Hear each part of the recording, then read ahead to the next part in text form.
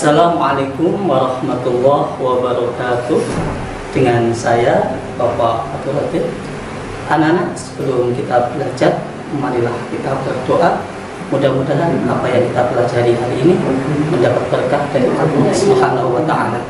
Berdoa mulai.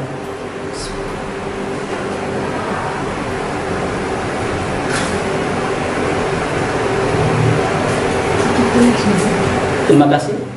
Anak-anak sekalian, hari ini kita akan belajar tentang Islam di Nusantara. Untuk mengetahui Islam di Nusantara, tentu anak-anak harus memahami 4 hal. Yang pertama adalah teori masuknya Islam di Nusantara. Yang kedua, jalur masuknya Islam di Nusantara. Yang ketiga, kerajaan-kerajaan Islam yang ada di Nusantara. Dan yang terakhir adalah sejarah tradisi Islam di Nusantara. Baik anak-anak, ini akan saya jelaskan apa saja teori masuknya Islam di Nusantara. Ternyata ada 4 teori masuknya Islam di Nusantara. Yang pertama adalah teori India.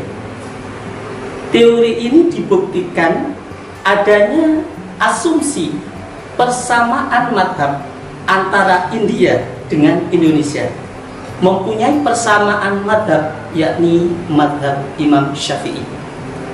Selain persamaan madhab, adanya kesamaan batu nisan antara kedua negara ini. Yang kedua adalah teori Persia.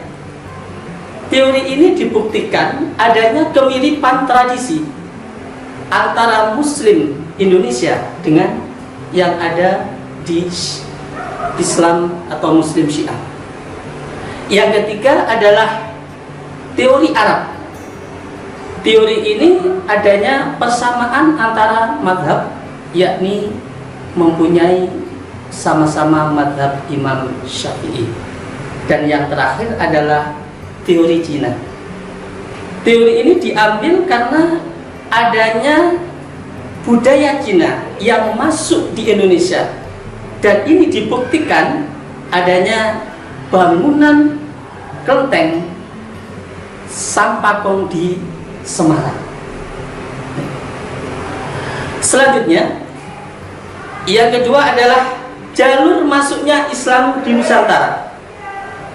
Anak sekalian, bahwa Islam masuk di Nusantara ini ada 4 jalur yang dilalui.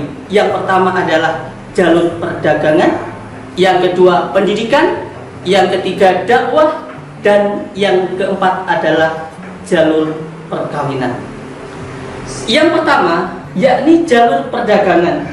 Dulu banyak pedagang-pedagang dari Gujarat yang berlayar menuju ke Nusantara atau Indonesia ini. Yang kedua yakni jalur pendidikan. Ini terbukti banyaknya kerajaan yang mendirikan satuan pendidikan yang pada waktu itu adalah berupa pondok pesantren. Dan yang ketiga adalah melalui dakwah. Ini dibuktikan banyak mubalik dari Jazirah Arab yang datang ke Indonesia untuk menyebarkan agama Islam. Dan yang keempat adalah melalui perkawinan. Banyak para pendakwah, para mubalik yang berasal dari Gujarat datang ke Nusantara, kemudian menikahi para bangsawan Indonesia, sehingga terjadi asimilasi perkawinan antara mubalik yang ada di Gujarat kemudian masuk di Indonesia. Anak-anak sekalian, yang ketiga, untuk mengenal Islam Nusantara, kita harus kenal kerajaan-kerajaan Islam yang ada di Nusantara. Yang pertama adalah di Pulau Sumatera. Di sana ada kerajaan namanya Kerajaan Parlak, ada Kerajaan Samudra Pasai, dan ada Kerajaan Aceh. Tidak hanya di Sumatera, di Pulau Jawa ada Kerajaan Demak, ada Kerajaan Pajang, ada Kerajaan Mataram Islam, dan ada kerajaan yakni Banten. Ada Kerajaan Banten. Yang ketiga, adanya kerajaan-kerajaan Islam yang ada di kerajaan Sulawesi. Terbukti adanya kerajaan Gorontalo, kerajaan Boni, kerajaan Konawe, dan sebagainya.